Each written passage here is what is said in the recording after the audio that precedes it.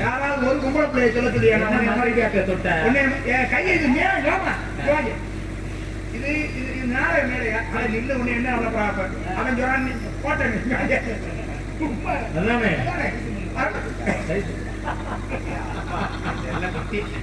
தங்கச்சி யாராவது ஒருத்தர் கைய நான் அப்படியாலயா போல பாரு மோட தெரியுமியா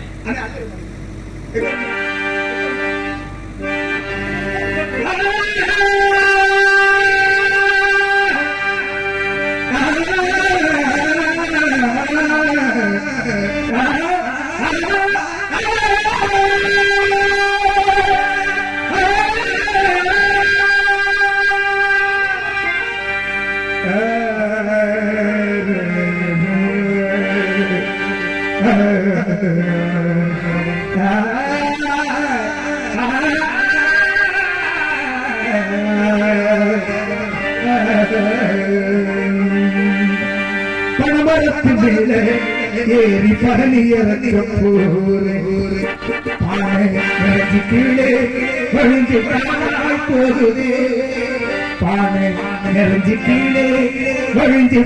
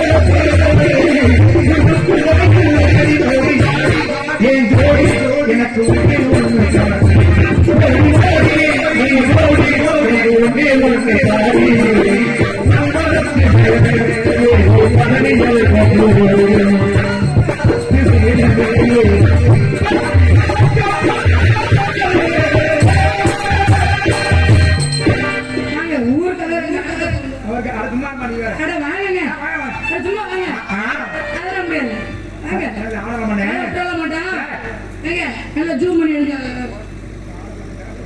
நாரதர் நல்லா பாடுவாருன்னு தெரியும் ராஜபட்டம் என்ன பாடுவாருன்னு தெரியும் ராஜபட்டம் நான் வெளிப்படையா தெரியும் எனக்கு ஆட தெரியாது என்னங்க ஆட தெரியாது ஆடத்தான் தெரியாது என்ன எங்க என்ன தவிர ஆடணும்ல ஆட சொல்லுங்க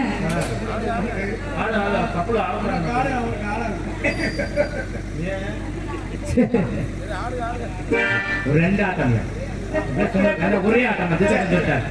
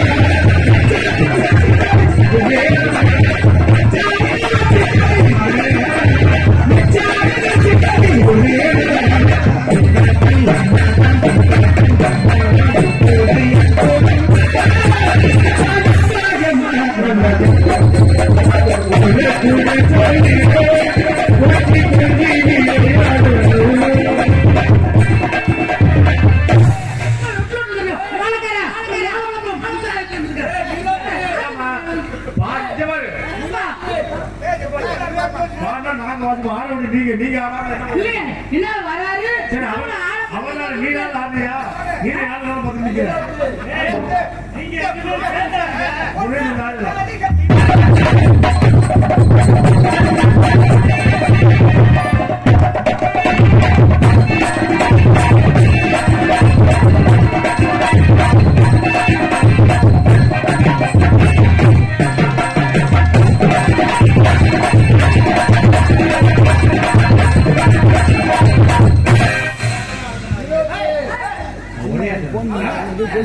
சும்மா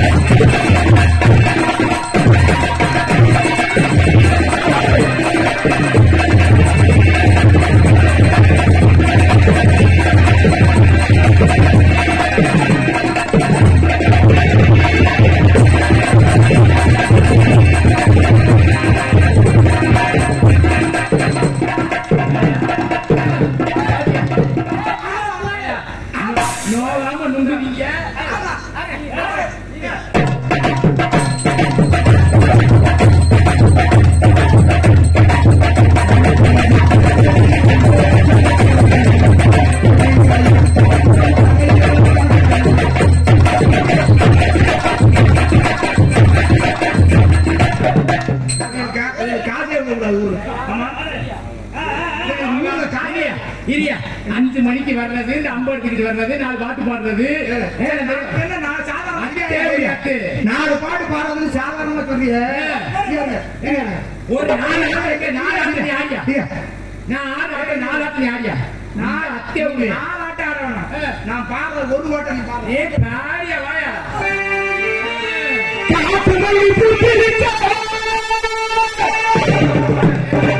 நான் ஆடுற ஆட்டத்தை நீ ஆடி அப்புறம் நான் பாடுறேன்.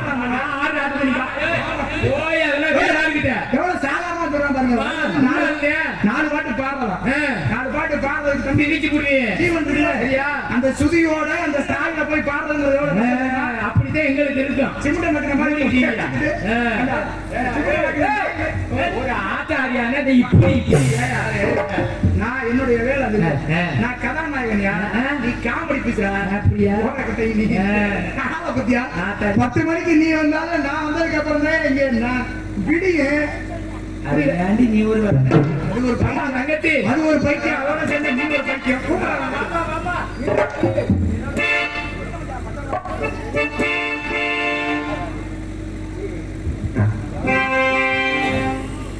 ஆமா தண்ணி